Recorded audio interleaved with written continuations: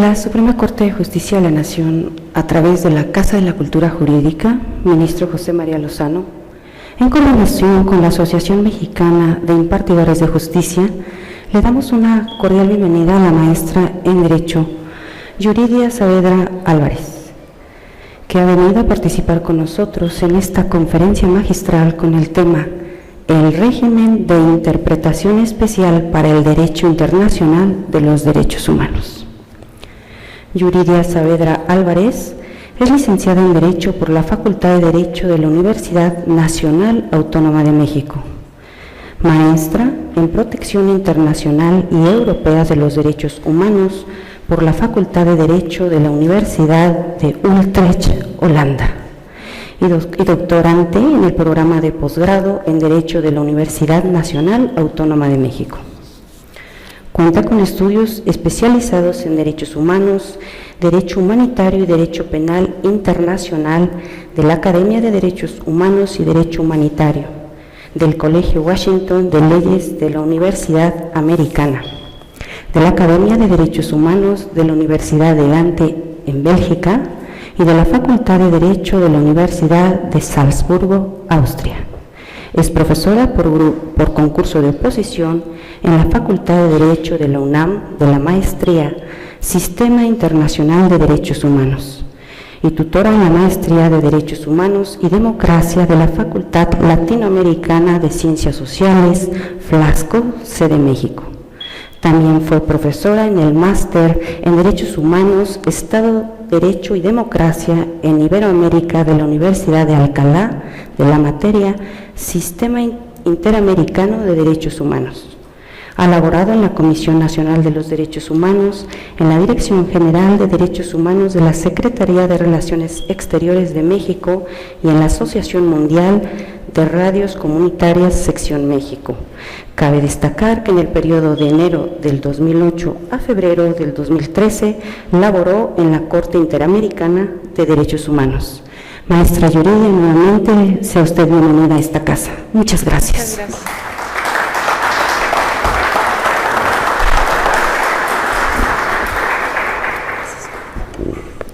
Bueno, muy buenas tardes. Antes que nada, agradezco de nuevo la invitación de la Asociación Mexicana de Impartidores de Justicia y de la Suprema Corte de Justicia de la Nación para estar pues este día en esta conferencia, que en realidad se realiza en el marco del curso sobre control difuso de convencionalidad, que se lleva en su mayor parte en línea para los impartidores de justicia.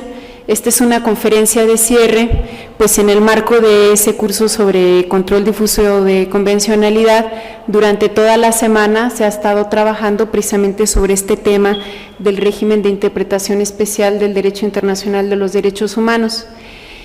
En ese marco yo quisiera saber si hay alguien del que está tomando el curso, si está presente alguien aquí que está tomando el curso, ¿no? De todas maneras, yo tengo que hacer una recapitulación y voy a abordar los temas que se vieron durante esta semana, pues para eso es la conferencia de cierre, y sobre todo, pues plantear, eso sí, de forma muy sucinta, porque el tema de la interpretación, para empezar, el tema de la interpretación de los derechos humanos ya es en sí bastante complejo, y el tema pues ya de la interpretación sobre todo de tratados internacionales de derechos humanos pues también ha sido pues muy estudiado y tiene muchos aspectos. Entonces yo voy a tratar de condensar aquí lo más importante y dejar, espero, como algunas inquietudes, ¿no?, como para quien quiera después profundizar más en el tema. Obviamente que también durante el curso pues tuvo un énfasis especial el Sistema Interamericano de Derechos Humanos, y pues esto viene, pues es muy ad hoc, ¿no?, para todos los temas que se han estado discutiendo, sobre todo a partir de la reforma constitucional de junio de 2011 en materia de derechos humanos, de la incorporación ahora sí expresa de los derechos humanos que se encuentran reconocidos en tratados internacionales, de los que México es parte, ya en el artículo primero constitucional, ¿no?, la incorporación de los deberes de respeto, garantía de los derechos humanos, de reparación, y sobre todo ya la incorporación expresa del principio pro homine o pro persona en el artículo 1 constitucional. Entonces, lo que voy a hacer es referirme sobre todo a la interpretación de los tratados de derechos humanos, que es como lo más urgente ahora para poder hacer el control de convencionalidad o el control difuso de convencionalidad. Plantear también que esto genera problemas, es decir, que la cuestión de la interpretación de tratados de derechos humanos tampoco es fácil, y solo como resaltar los problemas así más comunes.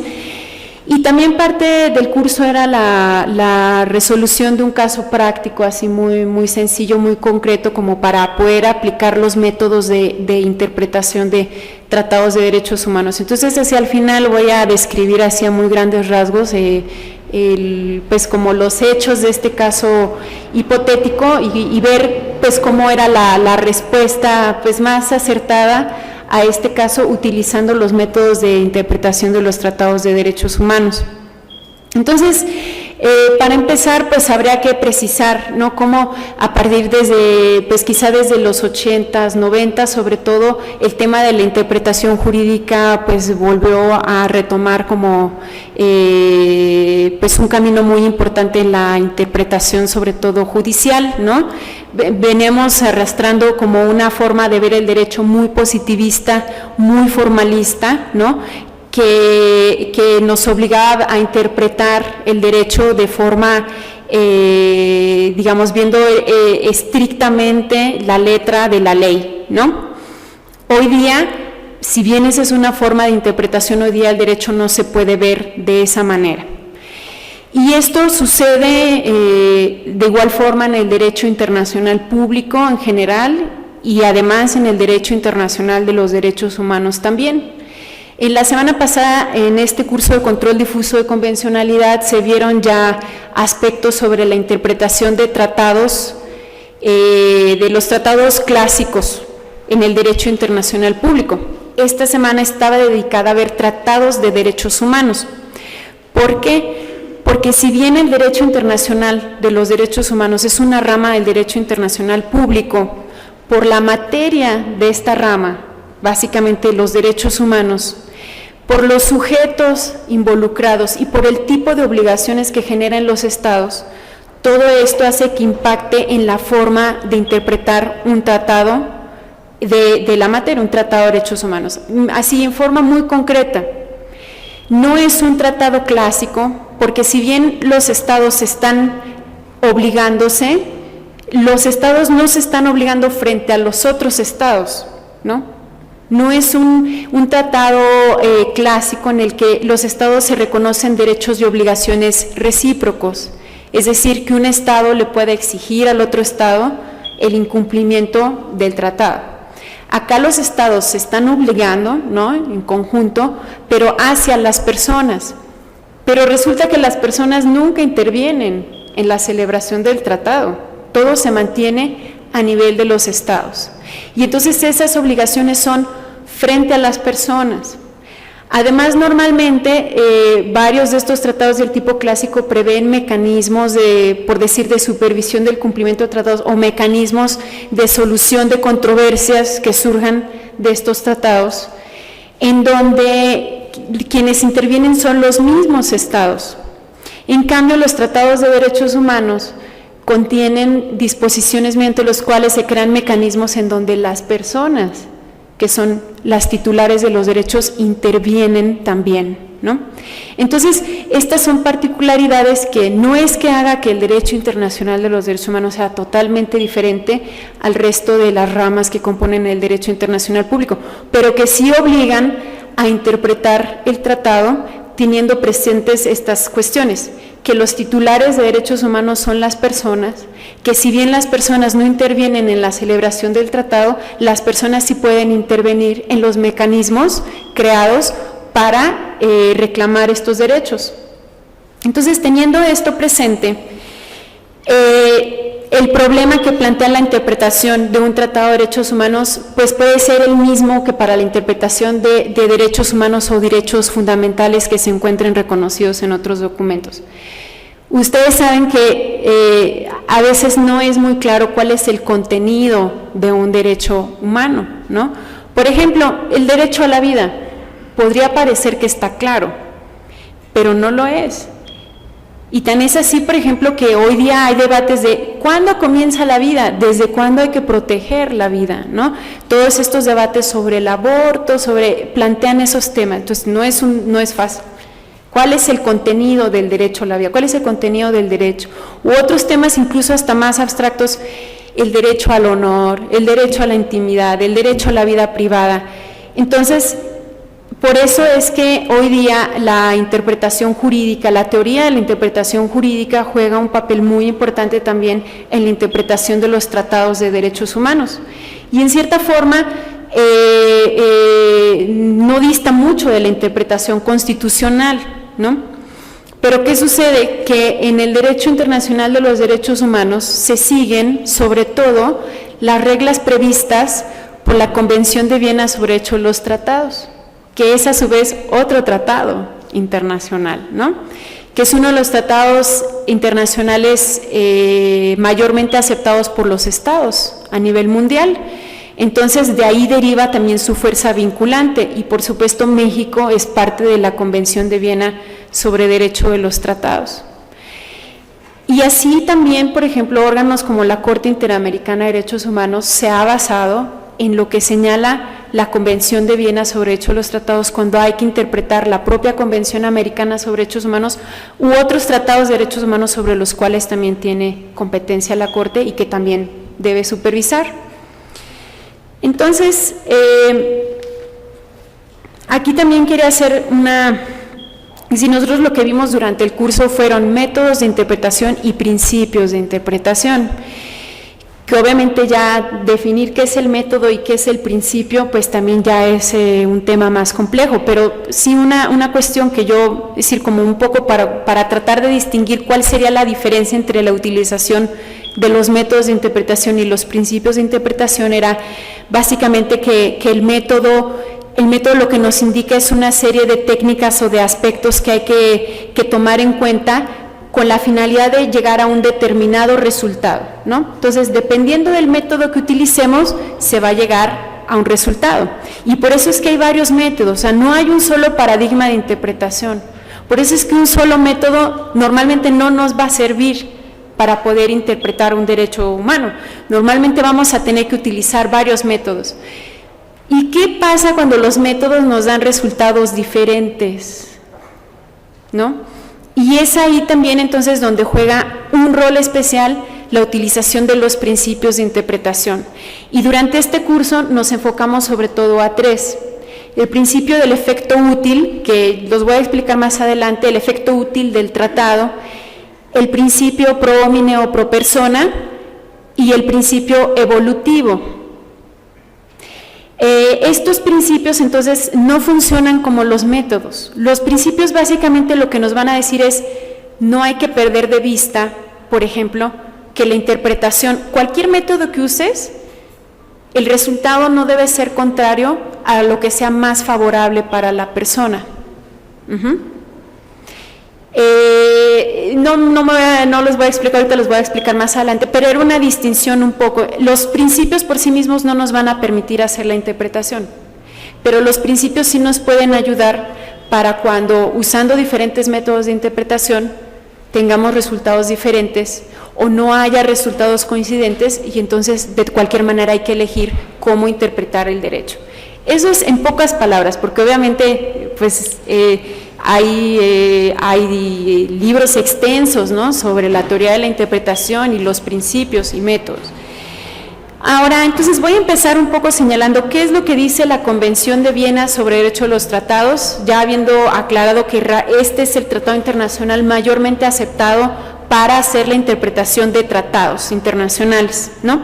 Órganos también, por ejemplo, como entre los órganos de derechos humanos, por ejemplo, la Corte Europea de Derechos Humanos también se guía por lo que señala. Entonces, aquí los dos artículos clave son el artículo 31 y el artículo 32 de la Convención de Viena sobre el Derecho a los Tratados, que van a ver que básicamente se refiere a 4 métodos de interpretación: el textual, el teleológico, el sistemático o contextual, y el subjetivo o histórico. Y ahorita voy a leer así de forma muy rápida qué dicen estos artículos.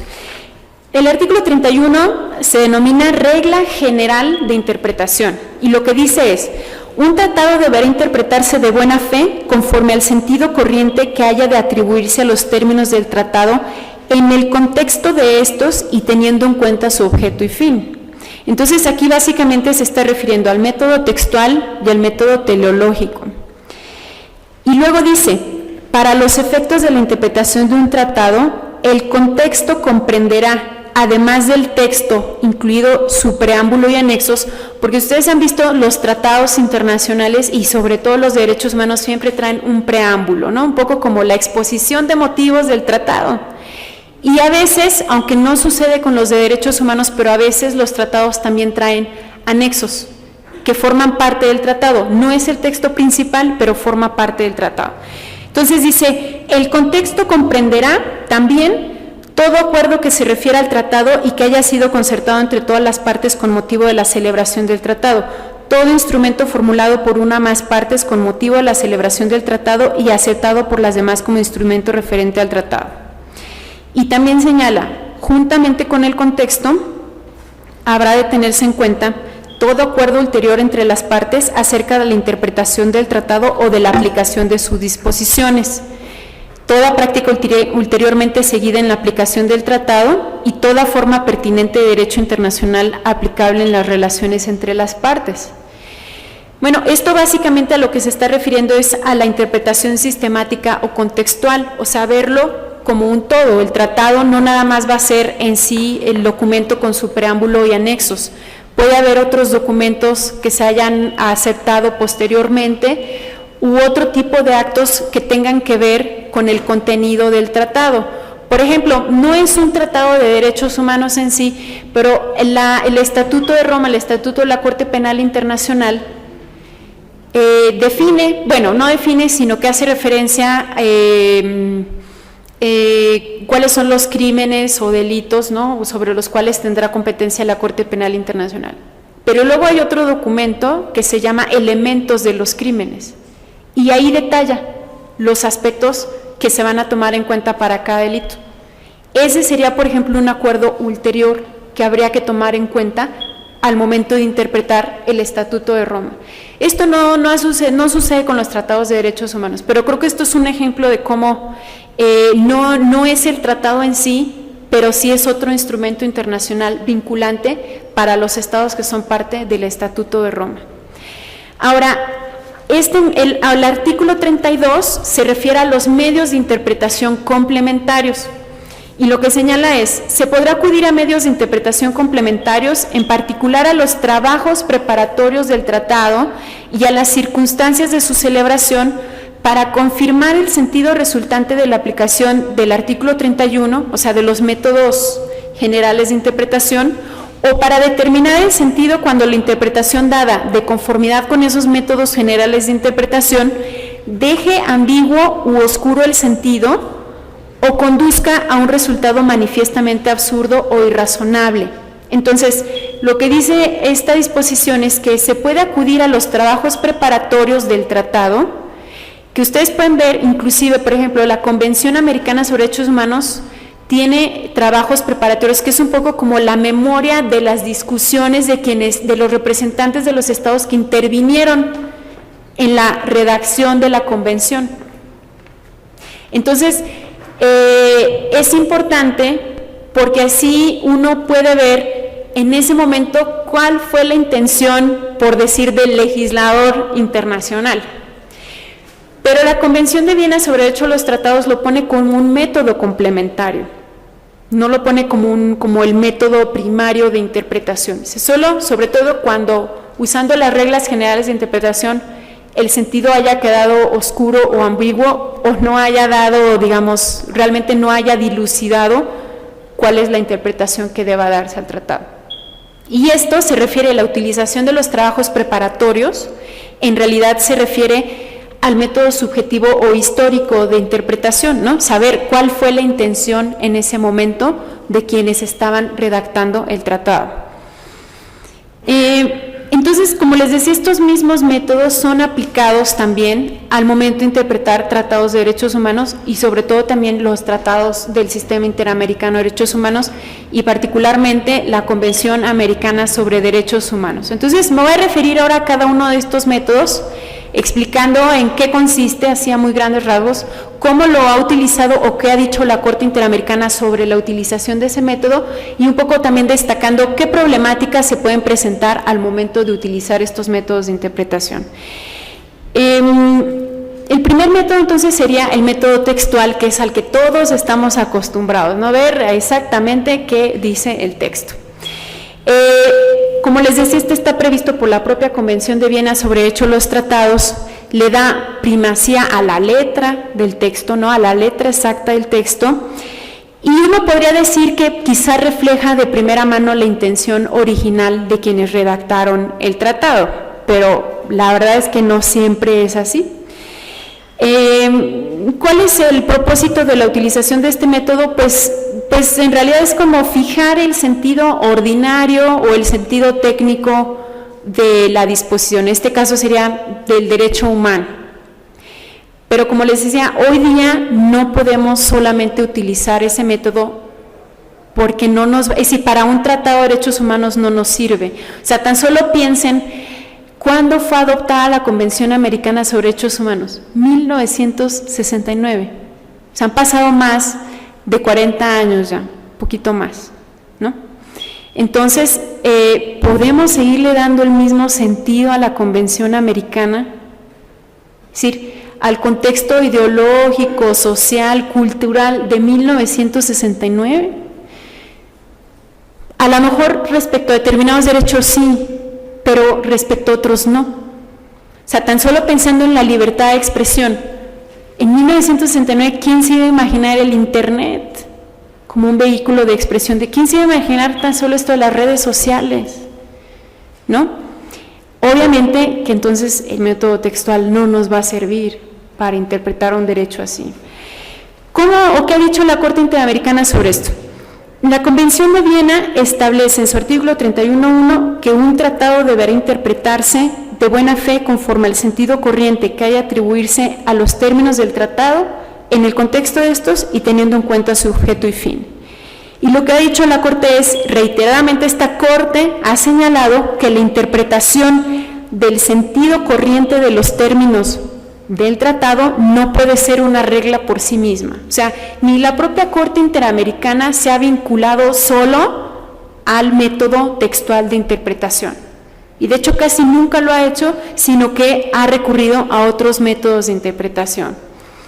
¿Qué problemas vamos a encontrar entonces con este método? Pues que las palabras o los conceptos no siempre tienen un sentido ordinario, ¿no? Como sucede en cualquier otro ámbito. Entonces, por eso este método, como les decía, no es suficiente por sí mismo para realizar una interpretación, normalmente no lo es. Y entonces, por eso, a pesar de que la Convención de Viena sobre Derecho a los Tratados lo contempla como una regla general de interpretación, o sea, como que en cierta forma le da primacía, la verdad es que en la práctica se convierte en un método de utilización secundaria, porque normalmente, al menos interpretando tratados de derechos humanos, no es el método que por sí mismo nos va a dar la interpretación adecuada. Y bueno, no aclaré, va a haber un espacio pequeño después para preguntas y respuestas, ¿no? Entonces te voy a explicar todo y al final si surge alguna duda, alguna pregunta, comentario, pues podemos abrir ese espacio.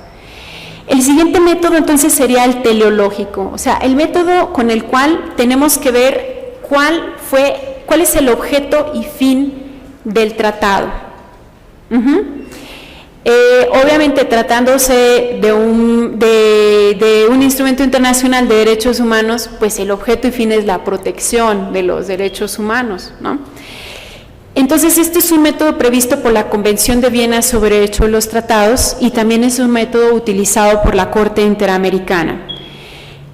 ¿Qué ha dicho la Corte? Desde el primer caso sometido al conocimiento del tribunal, este ha determinado que el objeto y fin de la Convención Americana es la eficaz protección de los derechos humanos.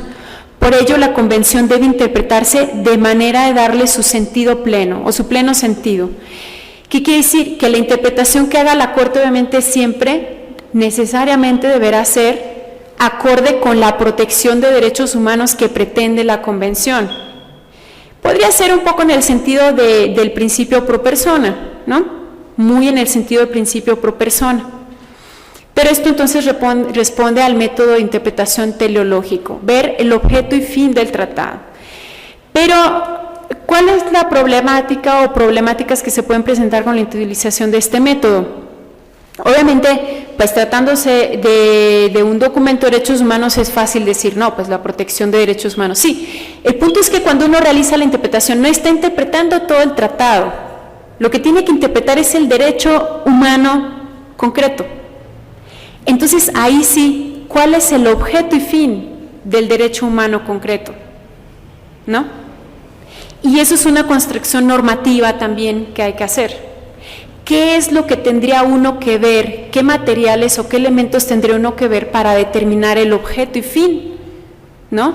Como les decía, el derecho al honor. ¿Cuál es el objeto y fin de la protección del derecho al honor? Y ese ya es todo un problema, ¿no? Igual, el derecho a la intimidad, el derecho, por ejemplo, el artículo 19 de la Convención Americana, que se refiere a derechos de los niños, es el artículo más abstracto que pueda haber. Dice todo y dice nada, porque de hecho, bueno, creo que tengo por aquí el texto, es un artículo tan amplio que en realidad uno puede meter cualquier cosa ahí que se refiera a derechos de los niños. Entonces realmente para determinar cuál es el objeto y fin puede ser un problema. Si lo ve uno global, bueno, si es un tratado de derechos humanos, el objeto y fin es la protección de derechos humanos, pero ya cuando ve uno el derecho concreto, ¿cuál es el objeto y fin del derecho concreto? Miren, ahora les voy a leer este artículo 19 porque en mi opinión es uno de los artículos más imprecisos de la Convención Americana y uno podría derivar muchas cosas de él, y tampoco, y es un artículo problemático porque era 1969 cuando había totalmente otro paradigma de protección de la niñez, y además los trabajos preparatorios tampoco son tan claros sobre este artículo 19. Lo que dice este artículo 19 es: todo niño tiene derecho a las medidas de protección que su condición de menor requieren por parte de su familia, de la sociedad y del Estado. Tan amplio. Entonces realmente ¿cuál es el objeto y fin de esta disposición? La protección del menor, sí, pero siguiendo qué paradigmas, quién, o sea, aquí se presentan conflictos, el Estado tiene el deber, sí, pero también la familia, bueno, y dice la sociedad ¿en qué sentido? En fin, bueno, yo creo que es uno de los artículos, por ejemplo, en donde sería difícil usar este método teleológico. El siguiente método sería el sistemático o contextual. Este método también está previsto por la Convención de Viena sobre Derecho de los Tratados. Y lo que implica este método es precisamente interpretar el tratado o sus disposiciones en el marco del contexto en el que se inserta. O sea, hay que tomar en cuenta el preámbulo, sí, el texto principal, pero también habría que tomar en cuenta, por ejemplo, esto del sistema en el que se inserta, quizá tomar en cuenta otros tratados de derechos humanos. Por ejemplo, si uno está interpretando la Convención Americana sobre Derechos Humanos, uno podría también ver otros tratados de derechos humanos del sistema interamericano, ¿no? Porque esto responde a una lógica de sistema. Son varios tratados de la materia, pero dentro de un mismo sistema de protección de derechos humanos. Entonces, no se puede dar una interpretación a la Convención Americana que sea diferente a algo más a lo que los estados, esos mismos estados se comprometieron o reconocieron en otro tratado de derechos humanos del mismo sistema, ¿no? Entonces, por ejemplo, a veces, por ejemplo, la Corte Interamericana, al hacer el análisis de la desaparición forzada de personas, en el marco de la Convención Americana, recurre también a la Convención Interamericana sobre Desaparición Forzada de Personas, porque la Convención Interamericana sobre Desaparición Forzada de Personas es un tratado especializado en ese tema. La Convención Americana no, la Convención Americana es un tratado que reconoce derechos generales. Entonces, no podría dar una interpretación diferente la Corte Interamericana, teniendo presente que la Convención Interamericana sobre Desaparición Forzada de Personas dice una cosa, o dice varias más bien, sobre la desaparición forzada. Entonces, el método contextual o sistemático implica tener presente todos esos elementos como un todo, como un sistema, de tal manera que la interpretación que se dé sea coherente dentro del sistema. Ahora, parte de lo que ha dicho la Corte Interamericana es: el sentido corriente de los términos debe analizarse como parte de un todo cuyo significado y alcance debe fijarse en función del sistema jurídico al cual pertenece, para garantizar una interpretación armónica en la Convención Americana. ¿Cuáles son algunas de las problemáticas que se pueden presentar? La doctrina lo considera como un método de interpretación, pues en cierta forma limitado, ¿no? Porque ¿qué tal que a su vez la Convención Interamericana sobre Desaparición Forzada ha sido objeto también ya de interpretación, ¿no? Y en cierta forma, pues la propia Corte Interamericana quedaría vinculada a esa interpretación, por ejemplo, ¿no? Entonces, realmente este método sistemático no es tampoco un método usado de primera mano. Eso es, digamos, sería parte como de las problemáticas. Ahora, uno podría decir, bueno, hay que ver todo, o sea, todos los tratados que forman parte del sistema, ¿no?, para verlo de forma coherente. Uno podría decir sí, pero a veces podría ser no necesario, ¿no? Entonces, bueno, pero ¿en quién recae esa decisión de ver todo o de ver solo lo que quizá en apariencia es lo estrictamente relevante, ¿no? No hay una pauta para eso. Está el método subjetivo o histórico, que era el que les decía que en el marco de los tratados internacionales consiste en ver sobre todo los trabajos preparatorios del tratado, que sería un poco como la historia legislativa, ¿no?, del tratado, y ver cuáles fueron las discusiones en su momento y tratar de esa manera de ver como cuál fue la intención de los redactores del tratado.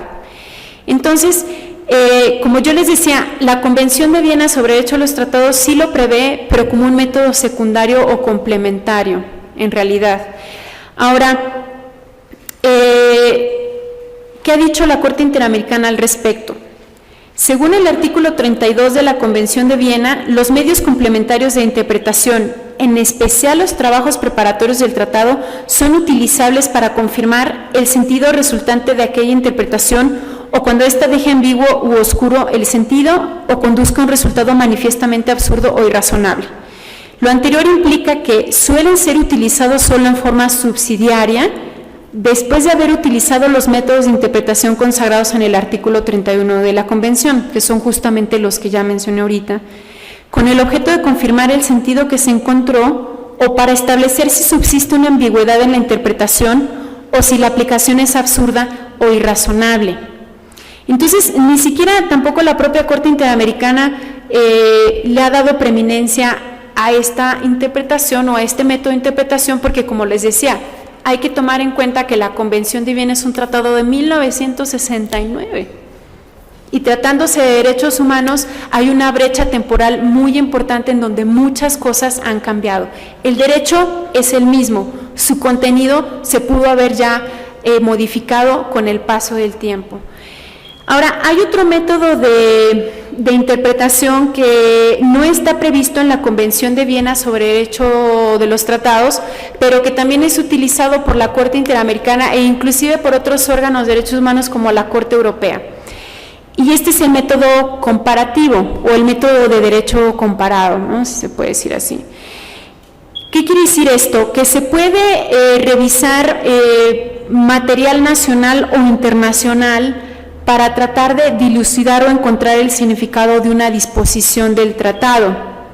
Este es un ejercicio más complejo, porque implica que, por ejemplo, y como lo ha hecho la Corte Interamericana, para tratar de ver cuál podría ser hoy día el contenido de un derecho humano reconocido hace 40 años, la Corte Interamericana ha visto cuáles han sido los pronunciamientos o cómo han interpretado ese mismo derecho a nivel interno otros países, como para tratar de ver si a lo mejor hay determinado consenso sobre el sentido o contenido de un determinado derecho. Ahora, eso, digamos, es más común a nivel nacional. Por ejemplo, aquí en México la Suprema Corte lo ha hecho y bueno, no desconozco, no sé si ya tribunales de menor jerarquía lo hayan hecho, pero al menos la Suprema Corte lo ha llegado a hacer y sobre todo en temas polémicos, ¿no? Ver a lo mejor en otros países qué han dicho al respecto, pero puede ser un ejercicio muy, no digo que complicado, pero sí un ejercicio difícil para un tribunal internacional ver qué han dicho tribunales nacionales, pero se puede hacer. Y lo que también se puede hacer es ver si ese mismo derecho también está reconocido en tratados internacionales que no forman parte del sistema, pero ver cómo ha sido la interpretación o cuál ha sido el contenido que se le ha dado en otros ámbitos. Por ejemplo, y esto ha sido muy común, pues ya no tanto, pero antes fue más común de la Corte Interamericana ver qué ha dicho la Corte Europea sobre este derecho, ¿no? Y en ocasiones la Corte Interamericana hacía suya esa interpretación y en ocasiones la Corte decía no puede ser la misma interpretación porque la Convención Americana también prevé este aspecto o este aspecto que no están en la Convención Europea de Derechos Humanos.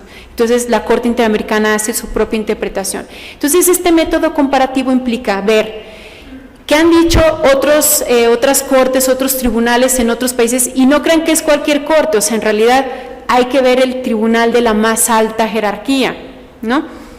Y además, ¿qué han dicho otros órganos internacionales sobre esos derechos? Cuando ese derecho pueda estar reconocido, a lo mejor en los mismos términos, en otro tratado internacional que no forme parte, por ejemplo, del Sistema Interamericano de Derechos Humanos, ¿no? ¿Cuál sería un poco como la problemática con la utilización de estos métodos? ¿Qué es lo que se tiene que ver? O sea, uno tendría que ver lo que han dicho todo, por ejemplo, en nuestro continente, lo que han dicho todas las cortes, o sea, todas las cortes supremas, todos los tribunales constitucionales, ¿qué es lo que hay que ver? ¿No? ¿Cómo podemos determinar que hay un consenso? Porque la mayoría de los tribunales dicen que ese es el sentido, o podemos encontrar un consenso más bien sustantivo, ¿no? ¿Cómo, si no hay criterio para eso? E inclusive también dicen, ¿cómo, por ejemplo, ya en el ámbito internacional, pero eso puede no suceder, o sea, en el ámbito nacional, ¿cómo me va a vincular a mí un criterio, por ejemplo, cómo a un tribunal mexicano lo puede vincular un criterio de una corte argentina? Como si fuéramos iguales, o exactamente iguales, ¿no? Hay quienes podrían decir eso. O cómo la Corte Interamericana puede, a partir de un criterio nacional, o que es el mismo en varios estados, construir un criterio internacional que a su vez va a tener que ser vinculante para varios estados, ¿no? Son algunas, digamos, como de las críticas que se han hecho a la utilización de este método. Pero aún así es un método que se utiliza, tampoco es uno de los principales métodos que ha utilizado la Corte, pero en sistemas internacionales puede ser un método importante, precisamente porque todos estos estados forman parte del mismo sistema de derechos humanos y en teoría, al menos, debería haber un sistema uniforme y en teoría ese derecho o su contenido debería ser uniforme en todos los estados. Entonces sí puede ser un método de interpretación útil. Ahora, ¿qué sacamos de todo esto? Pues que ningún método por sí mismo nos va a servir para realizar la interpretación y cada uno tiene sus debilidades. Entonces quizá, como yo les comentaba al principio, va a ser necesario utilizar varios métodos de interpretación hasta encontrar el contenido o la interpretación del derecho más adecuado.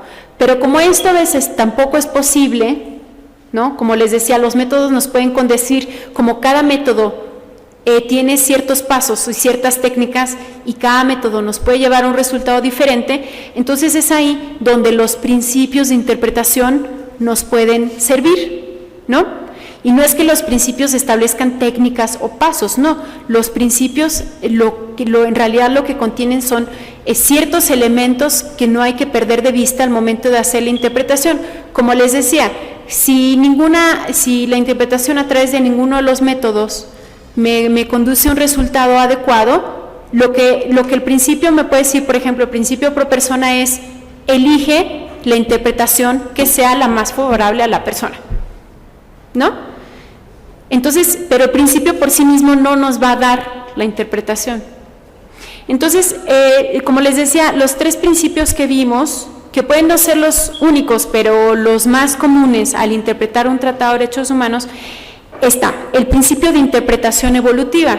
Y esto puede ser un poquito novedoso, digamos, porque no es que esté previsto en ningún tratado de derechos humanos. Esto ha sido totalmente una construcción teórica aplicada ya, digamos, en la práctica, sobre todo de la Corte Europea de Derechos Humanos. La Corte Europea fue la primera en plantear esto del principio de interpretación evolutiva. ¿Qué significa? Implica tomar en cuenta la evolución, por ejemplo, la evolución de la sociedad a través de los años, ¿no? Que puede también conllevar a una evolución en cuanto a los estándares de derechos humanos, su contenido y su alcance. Entonces, esto lo que implica es que el lenguaje o los términos de un tratado de derechos humanos no son estáticos y no son inmutables. Se tiene que tomar en cuenta las condiciones actuales y el contexto actual para poderle dar una interpretación adecuada al tratado. Ahora, por ejemplo, algo que ha dicho la Corte Interamericana, pero me parece que lo retomó de otro tribunal, es: los tratados de derechos humanos son instrumentos vivos, por lo cual deben interpretarse de acuerdo a las condiciones de vida actuales, ¿no? O a las condiciones básicamente es a las condiciones del momento en que se realiza la interpretación.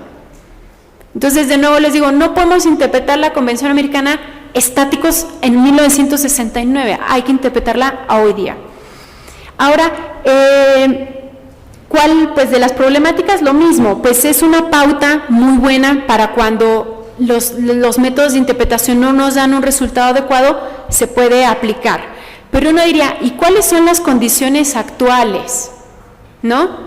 ¿Qué elementos hay que tomar en cuenta para las condiciones actuales? Porque, por ejemplo, inclusive hoy día, siglo XXI,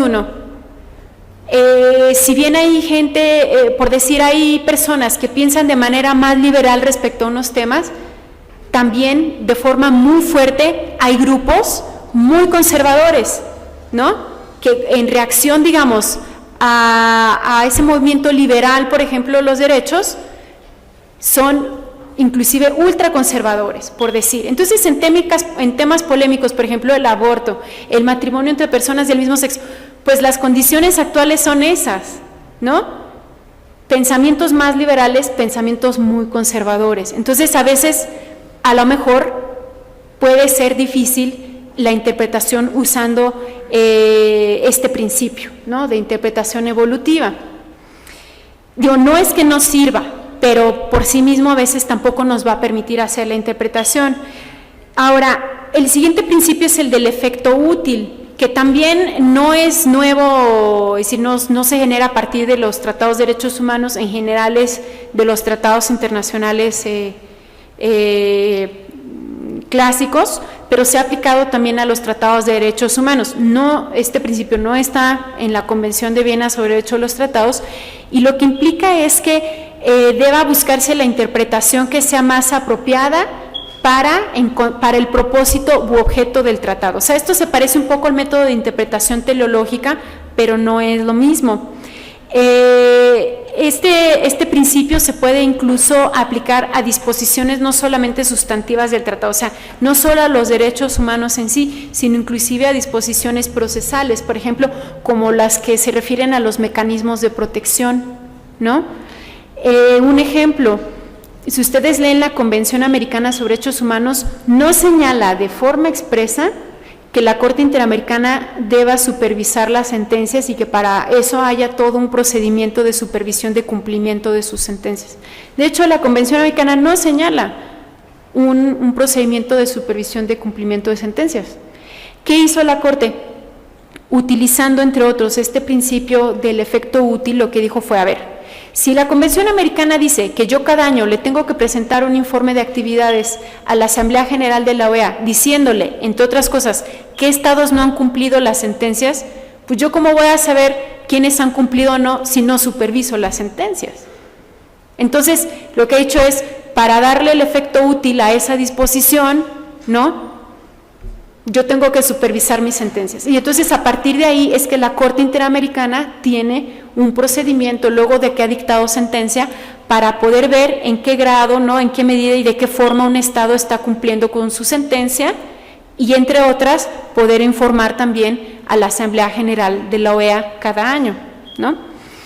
Ahora, finalmente lo que se vio acá en el curso fue el principio pro homine o el principio pro persona, que pues es con el que estamos ya mucho más familiarizados, un principio que implica que se debe adoptar u optar por la interpretación que sea más favorable a la persona. Y frente a restricciones a los derechos, se tiene que optar por la interpretación que restrinja menos o en menor medida el derecho. Y frente a conflictos de derechos, este principio implica que se opte por la interpretación que sacrifique menos el derecho que se enfrenta al otro derecho que también merece igual protección, ¿no? Básicamente son en esas tres situaciones.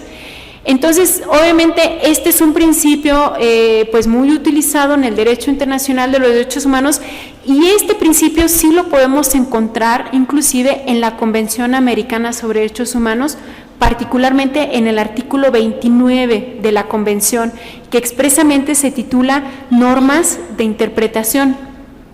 O sea, la Convención Americana tiene un artículo que se refiere a ciertas pautas de interpretación del propio tratado, ¿no? Pero eso no quiere decir que no pueda usar otros métodos de interpretación. ¿Qué dice este artículo? Dice, ninguna de las disposiciones de este tratado, bueno, aquí lo tengo textual, lo que dice es ninguna disposición de la presente convención puede ser interpretada en el sentido de permitir a alguno de los estados partes, grupo o persona suprimir el goce y ejercicio de los derechos y libertades reconocidos en la Convención o limitarlos en mayor medida en la prevista en ella. B. Limitar el goce y ejercicio de cualquier derecho o libertad que pueda estar reconocido de acuerdo con las leyes de cualquiera de los estados partes o de acuerdo con otra convención en que sea parte uno de dichos estados. O sea, la convención dice, por una parte, no pueden interpretar de manera tal en que se limiten los derechos que están reconocidos en este tratado, la Convención Americana. Y dice, pero tampoco pueden limitar los que los propios estados reconocen a nivel interno o los que reconocieron a través de otros tratados de derechos humanos. Dice, tampoco se puede excluir otros derechos y garantías que son inherentes al ser humano o que se deriven de la forma democrática representativa de gobierno. Aquí sí ya estamos en terreno más movedizo. ¿Cuáles son los derechos inherentes al ser humano? ¿Cuáles se deriven de la forma democrática representativa de gobierno? Y dice, y tampoco se puede excluir o limitar el efecto que puedan producir la Declaración Americana de Derechos y Deberes del Hombre y otros actos internacionales de la misma naturaleza. Aquí podría ser, por ejemplo, la Declaración Universal de Derechos Humanos, que tampoco es un tratado internacional, ¿no? Es una resolución de la ONU. Igual que la Declaración Americana de Derechos y Deberes del Hombre no es un tratado internacional, es una resolución, ¿no?, por medio de la cual se reconocen derechos, pero no es un tratado. Son documentos que surgen de los órganos políticos, pero por otras vías, ¿no? Son documentos adoptados hasta por consenso, o sea que ni siquiera es necesario la aceptación expresa de los estados. Entonces, como ven, este artículo 29 refleja en gran medida el principio pro homine. Este artículo 29 obliga a la propia Corte Interamericana al momento de hacer la interpretación. Entonces, por ejemplo, si la Corte Interamericana detecta que a nivel interno ese derecho estaba reconocido y que estaba reconocido incluso en mayor medida, la Corte Interamericana tendría que optar por la interpretación, digamos, de acuerdo al contenido que a nivel interno se le haya dado, siempre y cuando haya sido mayor, ¿no?, que aquella que proporciona la propia Convención Americana. Entonces, esto sería ahorita a grandes rasgos como lo que vimos durante esta semana. Espero haberlo condensado, digamos, me fui muy rápido, pero bueno, por la premura del tiempo también, y espero haberlo condensado bastante y al menos haberlo explicado así con la mayor claridad posible, como para quien desee incluso profundizar, pues tengan ya como algunas nociones muy básicas, ¿no? Enseguida vendría pues la parte del caso práctico, que igual pues también aquí mismo ustedes podrán dar sus opiniones o sus respuestas, y bueno, y después para quienes están tomando el curso pues también verán un poco cuál era la explicación de este caso. Claro, es un caso hipotético, ¿no?, que sí tiene algunos elementos reales, pero en general son pues elementos hipotéticos. Es un caso como llevado al extremo, pero solo porque de esa forma era más fácil hacer como el ejercicio de interpretación. Es un caso que plantea, por ejemplo, que en el estado de Guanajuato se abroga el artículo del Código Penal que señalaba que no era punible el aborto cuando fuera causado por culpa de la mujer embarazada, ni el procurado o consentido por ella cuando el embarazo sea resultado de una violación. Este artículo sigue vigente, obviamente, y está, ¿no?, en el Código Penal de Guanajuato. Pero bueno, se me ocurrió poner Guanajuato porque es uno de los estados que tiene mayor restricción, ¿no?, en cuanto a la terminación del embarazo. Entonces, dice, siendo las únicas dos causales por las cuales no estaba prevista sanción y, digamos, se abrogó el artículo, entonces hoy día el delito de aborto hoy día hay una prohibición absoluta del aborto, o sea, por ninguna circunstancia, esto es el caso hipotético, ¿no?, por ninguna circunstancia está permitido el aborto. A su vez, el Congreso Estatal abroga esa disposición y lo que hace es adicionar un artículo del Código Penal que dice: la pena señalada para el delito de aborto se disminuirá en las 2/3 partes cuando el embarazo sea resultado de una conducta constitutiva de acceso carnal o acto sexual consentido, o de inseminación artificial o transferencia de óvulo fecundado no consentidos. Aquí entonces lo que había que tener en cuenta era, bueno, lo abrogaron, pero lo que hicieron fue como establecer algunas atenuantes, ¿no?, como para que no digan, pero finalmente está penalizado el aborto, sea incluso terapéutico, como sea. Entonces dice, bueno, esas reformas entraron en vigor. Y entonces posteriormente la Comisión Nacional de los Derechos Humanos presentó ante la Suprema Corte de Justicia de la Nación una acción de inconstitucionalidad en contra de la reforma llevada a cabo, y en términos generales alega que se violan los artículos 1, 4, 14 y 16 constitucionales. Y además dice que con la reforma también se violaron derechos humanos de las mujeres reconocidos en tratados internacionales de derechos humanos. Y básicamente, según lo que dice el caso hipotético, es que la CNDH alega que esta reforma llevada a cabo por el Estado de Guanajuato representa una intromisión estatal mediante la penalización absoluta del aborto, porque obliga a las mujeres a soportar la responsabilidad de un embarazo, inclusive en situaciones que ponen en riesgo su propia salud, su vida, o si fueron probablemente víctimas de violencia sexual. Y que esto excede las cargas que un Estado democrático razonablemente puede imponer a los ciudadanos, ¿no?, en un Estado constitucional de derecho. Mediante esta reforma, el Congreso de Guanajuato convierte a las mujeres en seres meramente reproductoras del género humano y penaliza una conducta basada en consideraciones meramente biológicas y funcionales de la mujer, dice, lo cual no es admisible en pleno siglo XXI.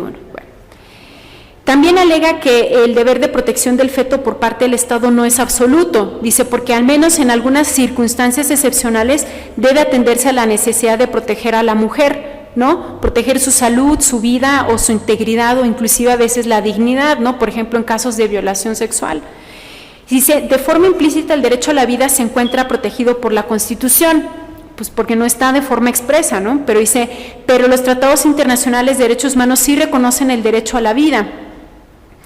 En virtud de los principios de indivisibilidad e interdependencia de los derechos, aun si se considera que hay un derecho a la vida desde el momento de la concepción, los derechos humanos no tienen jerarquía y por eso por sí mismo, dice, no podría privilegiarse el derecho a la vida, ¿no? Que se supone que el gobierno de Guanajuato hace eso por proteger el derecho a la vida del producto de la concepción. No puede protegerse ese derecho sin realizar un ejercicio de ponderación entre ese derecho y los derechos que también tienen las mujeres, ¿no? Entonces, y dice, y dado que solo las personas son titulares de derechos, el producto de la fecundación no es una persona y por lo tanto no se le puede reputar como titular de derechos. Solo las mujeres como personas son titulares de derechos y entonces el Estado tiene un deber de protección frente a las mujeres. Entonces, bueno, ustedes ven, los argumentos están muy llevados así también al extremo, ¿no? Era solo como para plantear. Y bueno, la CNDH dice, entre otros derechos humanos de las mujeres que se violan con la abrogación, era la vida, integridad, libertad personal, libertad reproductiva, igualdad y no discriminación, derecho a tener una vida libre de violencia, salud, protección a la salud, privacidad, intimidad, libre procreación, libre desarrollo de la personalidad y autodeterminación. Y la CNDH cierra diciendo, hay que tener en cuenta la reforma constitucional de junio de 2011 al artículo 1 constitucional, que obliga a tener en cuenta también los tratados, bueno, los derechos humanos reconocidos en tratados internacionales. Dice, ya hay que aplicar el principio pro persona, que en este caso sería a favor de la mujer. ¿Qué es lo que dice el presidente de la Comisión de Gobierno del Congreso del Estado de Guanajuato, ¿no? Al presentar su informe como representante de la autoridad?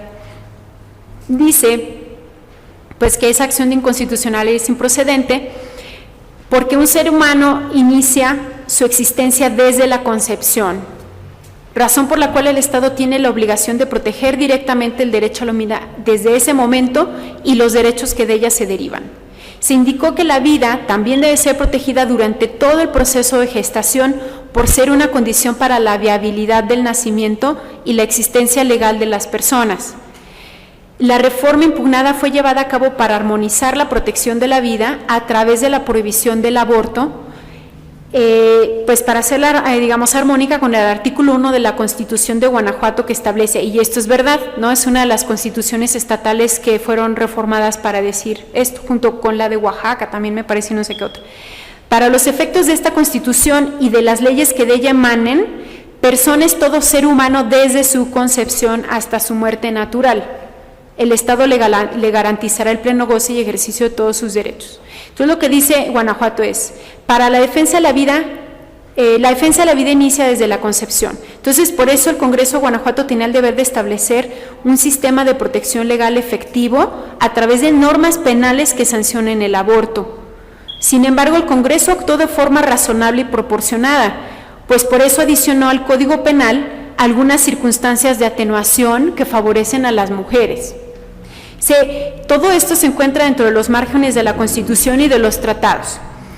Y dice, en cuanto a los derechos de las mujeres, señala que el derecho a la vida es el primer derecho y el más fundamental, y por eso precede y condiciona todos los demás derechos. Por eso debe ser protegido sin ningún límite.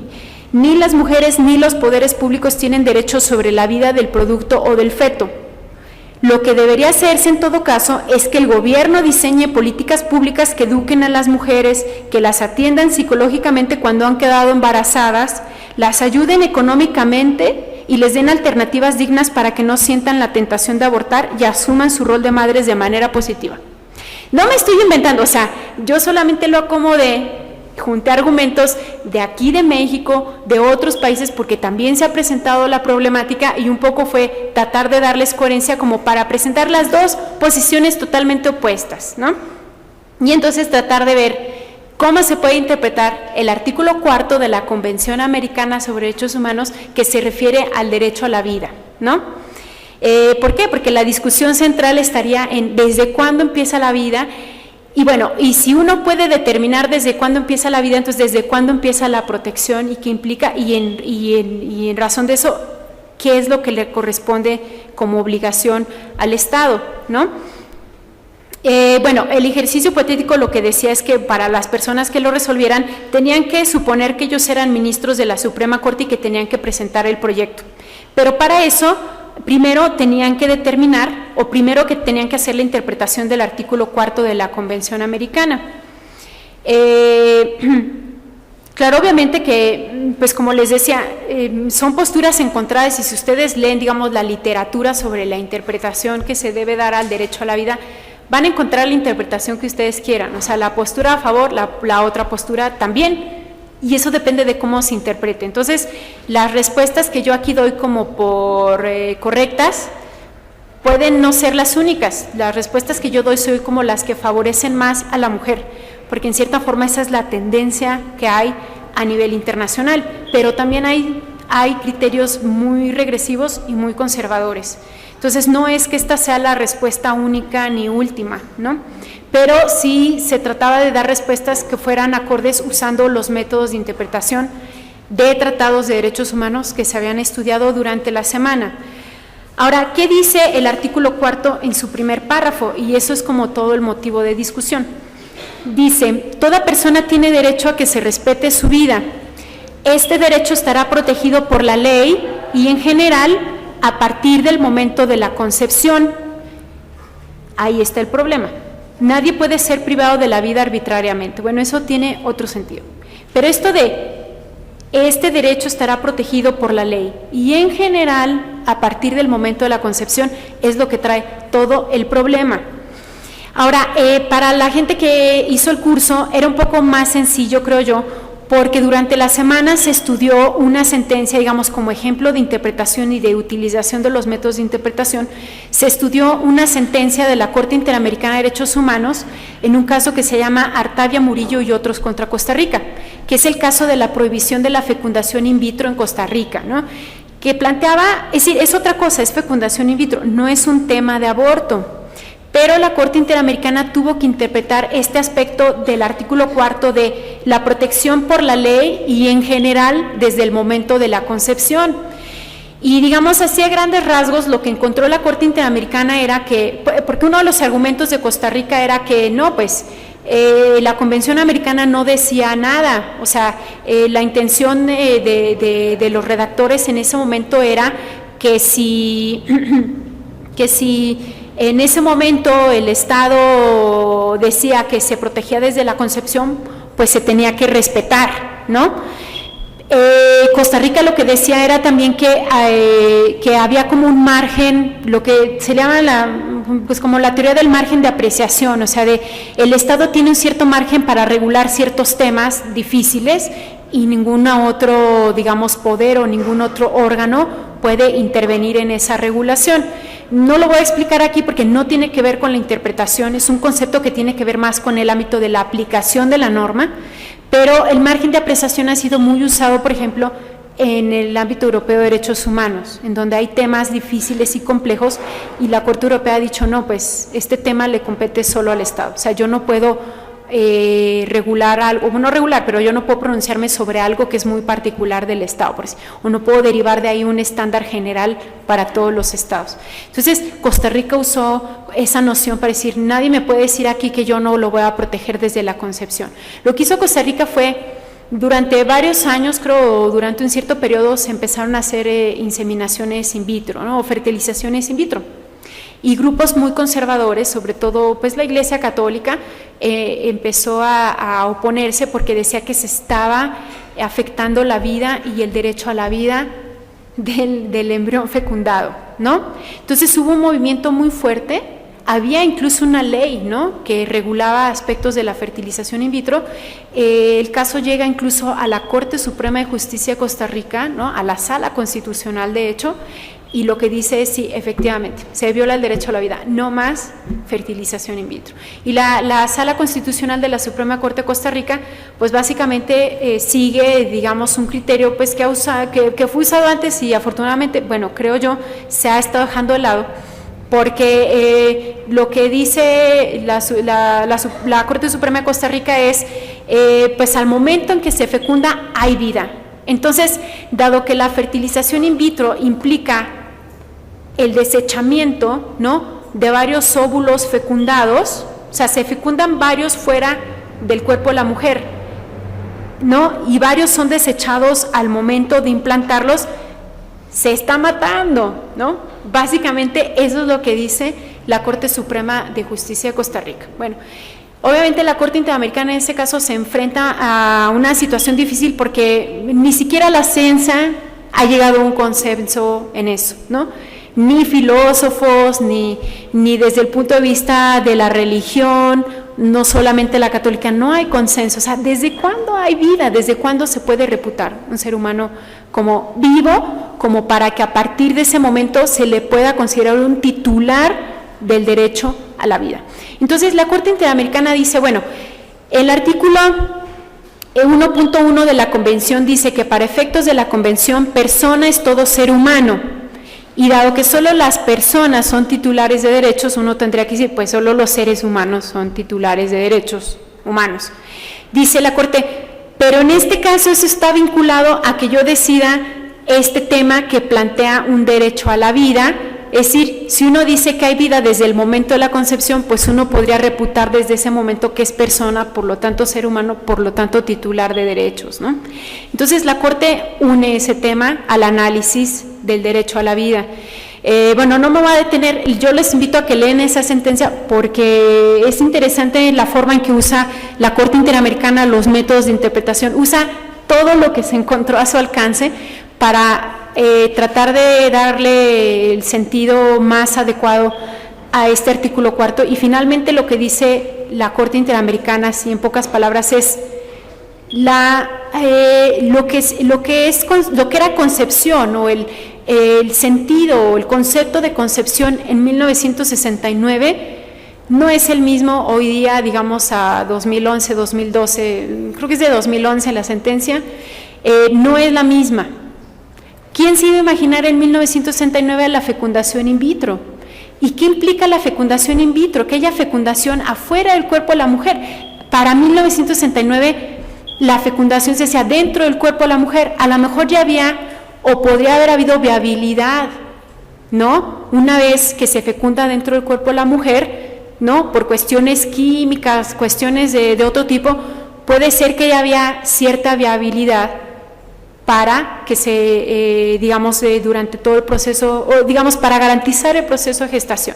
No soy muy buena con los términos ahí científicos, pero dice, pero la fecundación in vitro lo que implica es otra cosa.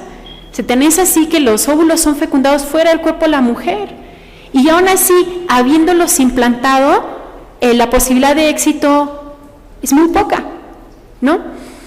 Entonces, claro, la Corte dice, para efectos de la concepción, de la Convención Americana, concepción es cuando están implantados ya en el cuerpo de la mujer, ¿no? Si quiere lo podemos ver después. La sentencia es el caso Artavia Murillo y otros. Artavia con V, Artavia Murillo y otros contra Costa Rica. O si la buscan en internet la pueden también buscar como la sentencia del caso de fertilización in vitro contra Costa Rica. Entonces, por otro lado, la Corte dice, y no es que el artículo 4, cuando diga que en general se va a proteger desde la concepción, no es que esto era para que los estados lo regularan como quisiera, no, dice, ciertamente eso se puso, sí, porque en varios estados en ese momento había, por ejemplo, México hizo una reserva a ese aspecto, del artículo 4 que decía, esto no quiere decir que México va a considerar que el derecho a la vida se va a proteger desde la concepción. No, porque varios estados en ese momento no lo preveían así, a lo mejor otros sí, otros no. Entonces, como era muy difícil ponerse de acuerdo, quedó la redacción así. Pero lo que la Corte Interamericana interpretó fue, no es que hoy día, no es que se dejara la puerta abierta para que los estados quisieran o no protegerla desde la concepción. Esto para lo que sirve es para resolver conflictos de derechos, como en este caso. Dice, esto de la protección en general desde la concepción debe servir, por ejemplo, cuando hay conflictos de derechos, como en el caso de la fertilización, que por un lado estaban los derechos a formar una familia, ¿no? El derecho a decidir la forma en que iban a procrear, ¿no? Y otros aspectos, frente a una prohibición absoluta de una técnica que hoy día es utilizada en prácticamente todo el mundo. ¿Por qué estas familias costarricenses no se pueden beneficiar también de los avances y del progreso de la ciencia? Si usted, Costa Rica, lo que quería era proteger la vida, tiene que optar por, lo que dice es que tiene que optar por soluciones que no afecten de manera absoluta este derecho de las personas o de las parejas a recurrir a técnicas como la fertilización in vitro. Si usted está prohibiendo de forma absoluta derechos, lo cual no se puede hacer, frente a la supuesta protección de un derecho a la vida en algo donde no se puede reputar que hay, es decir, que hay un derecho todavía. Dice, y la Corte Interamericana sigue también un criterio que creo que no lo ha seguido así aquí la Suprema Corte, pero sí, por ejemplo, otros tribunales importantes como la Corte Constitucional de Colombia, ¿no? Que dice, a ver, una cosa es proteger el bien jurídico vida y otra cosa es proteger el derecho a la vida. Y son dos momentos diferentes. Sí, el Estado tiene un deber jurídico de protección a la vida, pero otra cosa es el deber jurídico de protección del derecho a la vida, ¿no? Y entonces la Corte así lo dice, sí, si el Estado lo que buscaba era proteger el bien vida, tiene que buscar otras formas que no impliquen la restricción absoluta de formar una familia, beneficiarse del progreso de la ciencia, etcétera, etcétera, y sobre todo la intimidad y demás, ¿no? Porque estas familias tuvieron que litigar y exponer aspectos de su vida privada, o sea, tan solo hasta del historial médico, ¿no? Y obviamente eso generó una reacción muy importante en la sociedad, muy dividida. Bueno, este caso, como les decía, lo tenían más fácil quienes tomaron el curso porque ya más o menos habían visto eso, pero también la idea era ver si alguien tenía una interpretación diferente a la que la Corte Interamericana había dado, porque las hay. Inclusive esta sentencia tiene un voto disidente de uno de los jueces de la Corte Interamericana, que utiliza los métodos de interpretación de otra forma y llega a otro resultado, y no está de acuerdo con la decisión de la Corte Interamericana. Entonces también en el curso tenían que leer este voto disidente pues para contrastar, y yo creo que sería interesante que lean la sentencia y lean el voto disidente para ver cómo usando los mismos métodos de interpretación se puede llegar a otro resultado. Entonces, la primera pregunta era, al resolver el presente caso, ¿una interpretación sistemática implicaría? Y ya había varias respuestas. Aquí la respuesta correcta era, la interpretación sistemática implicaría tener en cuenta lo que establecen diversos tratados de derechos humanos de los que México es parte sobre el derecho a la vida en diversos sistemas internacionales de protección, como por ejemplo el Sistema Universal de Derechos Humanos, y los regionales, como el Sistema Interamericano de Derechos Humanos, y también la interpretación autorizada de los órganos internacionales de protección que hayan hecho en relación con dichas normas. Entonces, la interpretación sistemática aquí lo que tenían que ver es, a ver, el artículo 4 de la Convención Americana, pero también ver lo que ha dicho la Corte Interamericana y la interpretación que ha dado sobre ese artículo. Ver también, ahora no recuerdo qué artículo es, pero el artículo correspondiente del Pacto Internacional de Derechos Civiles y Políticos, que México también es parte, ¿no?, de ese tratado, y ver qué interpretación ha dado el Comité de Derechos Humanos, que es el órgano que supervisa ese tratado, ¿no? Y se podían ver otros tratados, pero básicamente esos dos. Entonces, es necesario realizar una interpretación sistemática para tener en cuenta lo que establecen diversos tratados en sistemas internacionales de protección, y también ver la interpretación autorizada que han dado los órganos que supervisan esos tratados. ¿Por qué? Porque es una lógica de sistema, debe ser una interpretación uniforme, ¿no?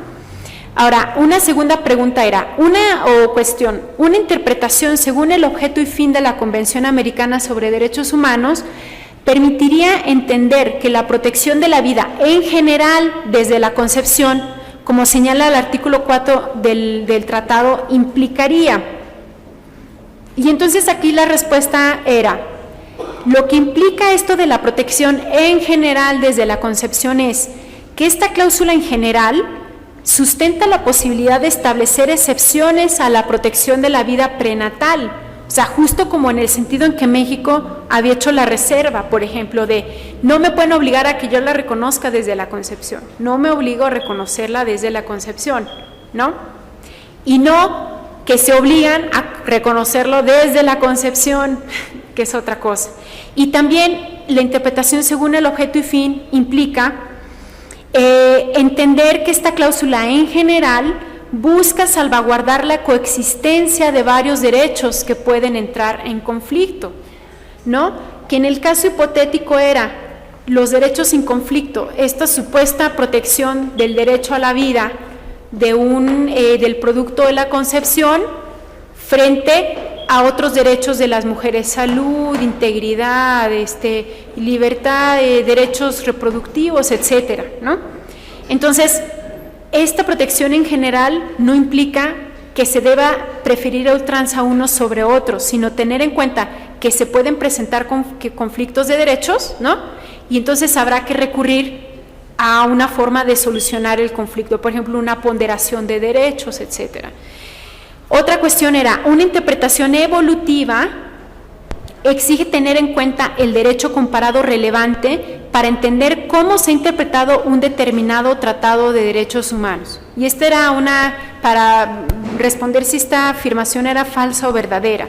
Y la respuesta es verdadera, precisamente porque en el marco de una interpretación evolutiva, el derecho comparado no solamente es una fuente de derecho internacional, sino también una ineludible referencia para analizar conflictos de derechos. Y, por ejemplo, en el caso concreto, el derecho constitucional jurisprudencial comparado, o sea, el derecho comparado que se desprende de jurisprudencia de los tribunales de la más alta jerarquía, por ejemplo, sobre todo en Latinoamérica, lo que demuestra es que cuando la Constitución contiene una enunciación de derechos, le está prohibido al legislador optar por posiciones absolutas, o sea, frente a las restricciones, ¿no?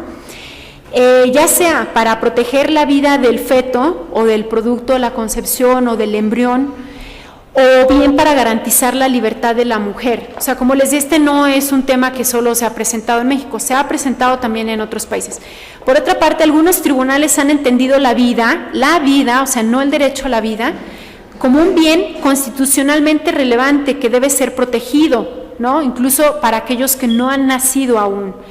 Pero su diferencia con el derecho a la vida también ha sido reconocida y esta se limita a la persona como tal, a la persona nacida, ¿no?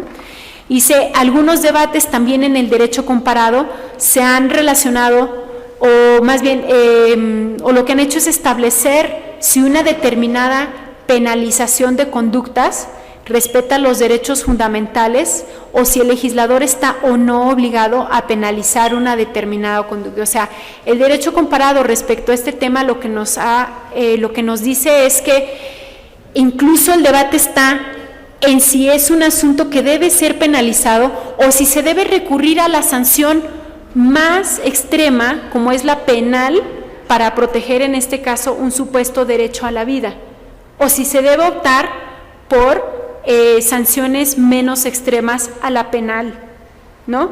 El debate también implica eso. Acá directo, digamos, en el caso hipotético, Guanajuato lo que hizo fue penalizarlo de forma absoluta y no ver si había otras maneras de proteger ese supuesto derecho a la vida, ¿no?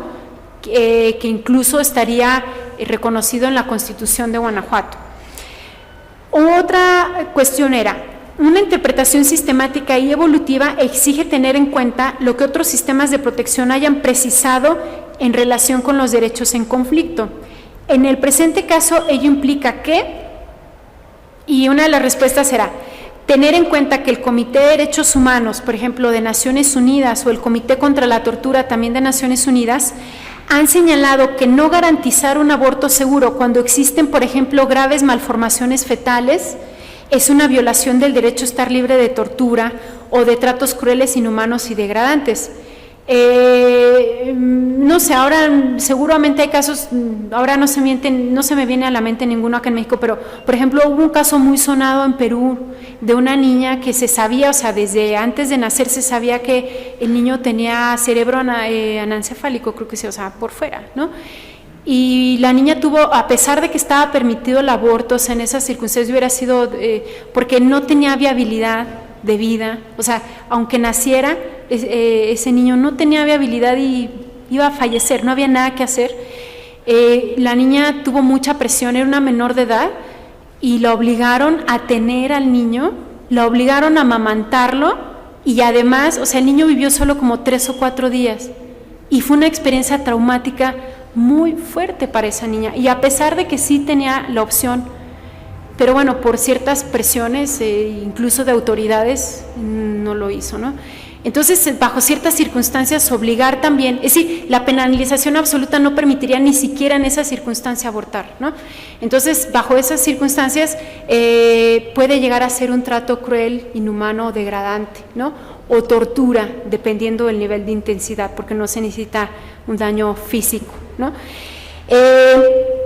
Ya ha dicho también, por ejemplo, determinar que los comités de Naciones Unidas, por ejemplo, comités de derechos humanos de Naciones Unidas, han precisado respecto a los derechos sexuales y reproductivos, que la conexión de estos derechos, o digamos que se han pronunciado sobre varios aspectos que están relacionados con el derecho a la vida privada y el derecho a la salud. O sea, se han pronunciado sobre los derechos sexuales y reproductivos de la mujer, vinculados a aspectos que tienen que ver también con su vida privada y su derecho a la salud.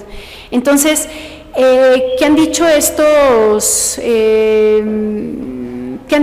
comités?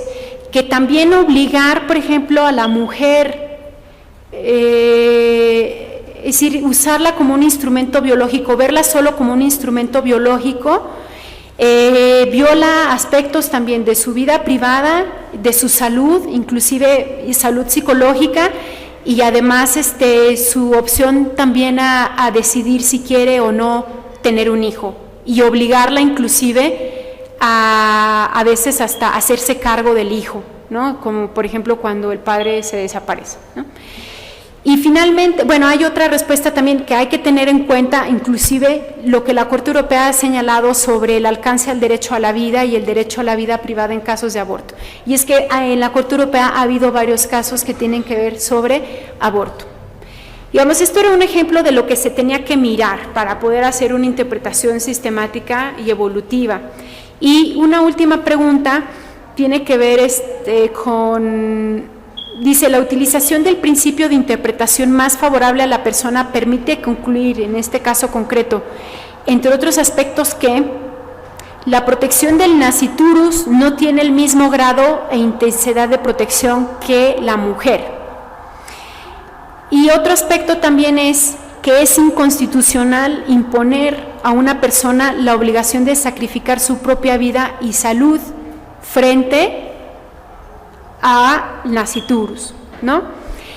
Digamos, si uno ve así, se aplica los métodos de interpretación así de forma muy pues precisa, uno puede llegar a estos resultados, pero como yo decía, puede haber otras opiniones y puede llegarse quizá a otra interpretación diferente que privilegie la protección del nasciturus. Y por eso les decía, aunque este caso de fertilización in vitro no es sobre aborto, curiosamente se ha usado mucho como a favor de las personas que abogan, digamos, por el aborto, ¿no? Entonces sería interesante leer ese voto disidente del juez, que les digo es el juez Biogrossi, que aplica métodos de interpretación, pero llega a otra conclusión. Entonces, bueno, eso sería como todo. Podemos abrir, ¿como cuánto tiempo quedará? 10 minutitos, 15 minutos, y si no, pues menos, como por si tienen preguntas, algún comentario. Se ha quedado todo muy claro, que bueno. ¿Sí? ¿No hay preguntas? Bueno, entonces pues concluimos, y de nuevo agradezco a MIG y a la Suprema Corte de Justicia la invitación para poder participar en esta unidad de este módulo de... ¿aquí hay pregunta? Bueno, sí, por supuesto, adelante. Buenas tardes, maestra. y muchas gracias por su interesantísima disertación. Mi pregunta es en este sentido, nosotros trabajamos con tesis internacionales con mucha frecuencia, más bien siempre las estamos trabajando. Hay una tesis de la Corte en el sentido de que las jurisprudencias o resoluciones para México son ley suprema, pero las que no, pero son de la Corte Interamericana, son referenciales para México. Finalmente es lo mismo, o sea, digo, como es referencial, podemos de alguna forma constreñir al juzgador para efecto de que se adopte los criterios que se están utilizando en otro caso concreto, el caso Radilla, que aquí, para efecto de la reparación del daño, toda su metodología pues es muy pobre, ¿no? Porque es un caso antiguo. Si lo comparamos con el caso Loaiza Tamayo, que es de Perú, en donde ya viene una metodología bien estructurada de los daños, todos los tipos de daños, cómo se va a estudiar a las víctimas y cuantificar esta reparación del daño. Ahora, también tenemos el caso de, ay, no me acuerdo, es de Guerrero también, de los Talamontes. Sí, Montiel y Cabrera. Montiel y Cabrera, efectivamente, en donde también la metodología es bastante aceptable porque intervinieron muchas instituciones nacionales e internacionales, pero a nosotros en lo particular, para efecto de la reparación del daño, nos es más clara el caso de Loaiza Tamayo versus Perú. Entonces yo realmente no entiendo esta tesis nacional, en razón de que pues es, por un lado es obligatorio y por el otro lado es referencial, no veo la diferencia.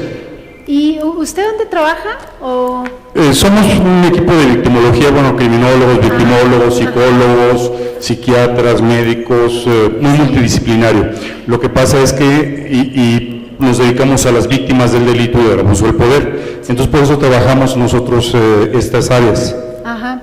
Sí, bueno, un primer aspecto era, entendí, ver esto de por qué, bueno, el criterio aquí fue que si es un caso contra México es totalmente vinculante y si no, bueno, puede ser orientador y puede ser... Sí, pues realmente ahí la Suprema Corte inclusive opta por una posición que ya había planteado, por ejemplo, antes la Corte Constitucional de Colombia, es exactamente el mismo criterio. Yo preferiría ver, o sea, yo sí veo un poco problemático eso, porque desde la perspectiva del derecho internacional, y como les decía yo, en esta lógica de sistema, no es que solo las sentencias contra el Estado sean vinculantes, o sea, ahí no hay duda.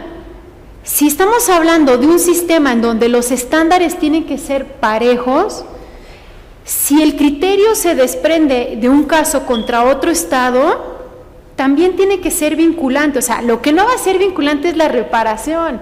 Obviamente la reparación la va a hacer solo el Estado que haya sido condenado, ¿no?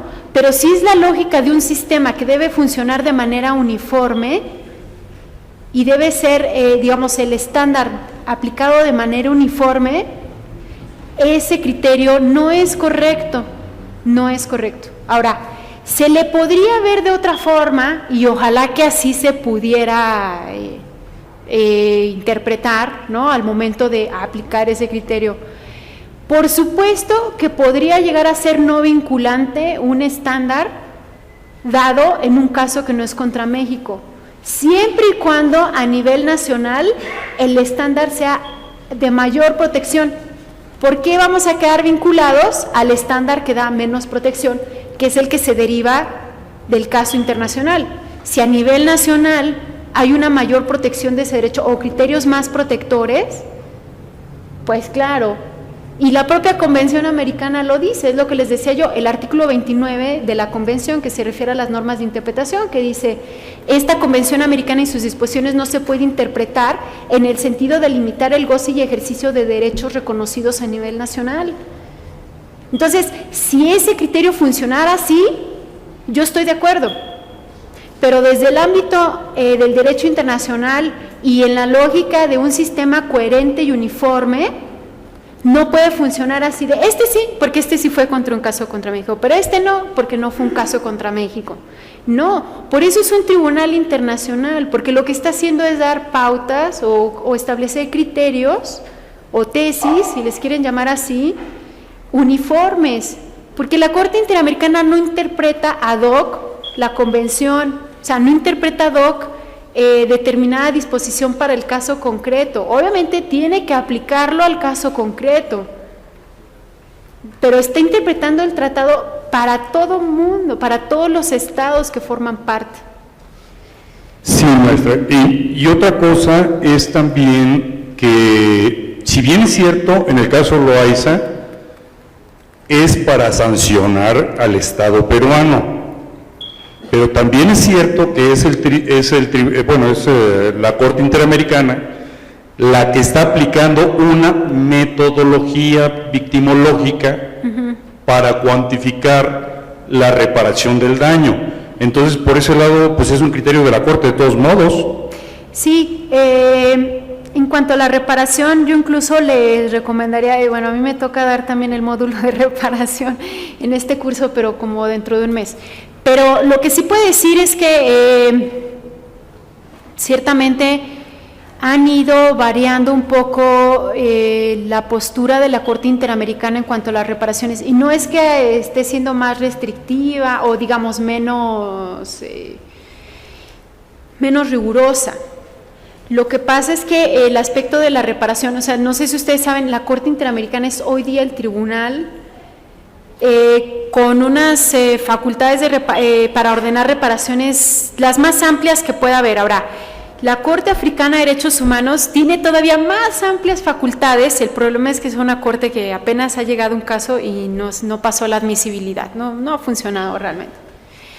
Entonces no hemos podido ver hasta dónde puede esa Corte Africana también como crear parámetros de reparación, pero hoy día la Corte Interamericana, o sea, no tiene comparación con la Corte Europea de Derechos Humanos, que es muy limitada la facultad que se le da para ordenar reparaciones.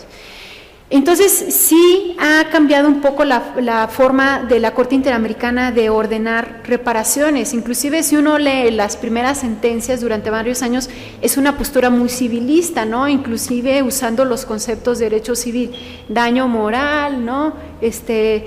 Todo esto. La Corte ha ido cambiando y ahora habla de daño material, daño inmaterial. Antes hablaba de lucro cesante, ahora habla de pérdida de ingresos, ¿no? También usa el concepto de daño emergente. Hoy día ustedes pueden ver que hay sentencias que ya ni siquiera hacen esa separación. Directo dice daño material, daño inmaterial. Y un poco porque la Corte Interamericana, creo yo, o sea, es mi percepción, lo que ha visto es que tribunales internacionales, o sea, ¿por qué optar por una postura más como de derecho nacional, si se le puede ver así, en el otorgamiento de reparaciones? Sí es un tribunal internacional y los criterios no necesariamente tienen que ser los mismos a los que se usan en el ámbito interno. En cierta forma tiene razón la Corte. Por ejemplo, hay a nivel interno, por ejemplo, en países latinoamericanos, ¿no?, que han tenido conflictos armados, por ejemplo, durante los 80s, algunos todavía 90s, hoy día que están en procesos pues como de paz y reconciliación, han creado órganos exclusivos de reparación, ¿no? ¿Qué está sucediendo? Que esos órganos de reparación están adoptando a medias los criterios de reparación de la Corte Interamericana, y lo más importante es que están estableciendo topes monetarios, por decirlo, para fijación de, por ejemplo, indemnizaciones, que no son acordes con los estándares que normalmente ordena la Corte. Sí, de hecho, en la legislación nacional se puso tope, pero la misma Suprema Corte de Justicia de la Nación dijo que el legislador no es la persona adecuada para poner topes a una reparación del daño, porque las reparaciones del daño pueden ser muy grandes. Ahora, yo hago referencia al caso Loaiza porque sobre los montos que se establecen, el juzgador tendrá que dar ahí, en el caso Loaiza, un 60% más. En los demás casos, el caso Radilla, el caso Cabrera Montiel, estamos hablando de un 50%. Entonces, nosotros todavía no llegamos a eso de decirle al juez, a ver, su señoría, al tribunal, aquí están las cortes internacionales y por lo cual le reclamamos la suerte principal que es tanto, y con base en el caso Loaiza y con base en esta tesis de la corte, le solicitamos el 60%. Sí, bueno, ahí digamos, no sé si nos estamos saliendo un poco del tema de reparación, de interpretación, pero es que no hay, o sea, si uno busca no va a encontrar reglas fijas para la determinación de reparaciones de la Corte Interamericana, o sea, necesariamente está viendo el caso concreto, o sea, lo que uno sí puede encontrar son como los rubros que se deben reparar, ¿no? Pero no, por ejemplo, en el caso de las indemnizaciones no hay reglas para la fijación. No. Eso es un hecho. Ahora, pero lo que usted comenta que dice la Suprema Corte, ¿no lo dijo respecto a la Ley Federal de Responsabilidad Patrimonial del Estado? Sí, porque la limitaron. Exacto. La limitaron efectivamente. Y en entonces, el caso, por ejemplo, local, ajá, aquí como no hay ley y pasaron ya el término de los 2 años, o sea, se aplica la federal. Exacto, pero no se ha dicho nada sobre la Ley General de Víctimas, es peor la Ley General de Víctimas y también establece topes. Sí. Y habría que ver, bueno, pero el punto es que para la Corte Interamericana no le es vinculante como a nivel interno, es decir, como es un sistema de cálculo de indemnizaciones, no le es vinculante, pero tampoco podemos encontrar una regla o reglas, digamos, de cálculo, depende mucho del caso concreto. Sí hay sentencias que pueden ser más claras, hay otras sentencias que son más oscuras en cuanto a cómo llegó la Corte a esta conclusión, eso sí, yo creo como todas las decisiones, pero digamos en el marco de la interpretación, ahí lo que uno podría decir es, la Convención Americana lo que dice es que, si yo Corte Interamericana, si encuentro que hubo una violación a derechos humanos, debo ordenar una reparación.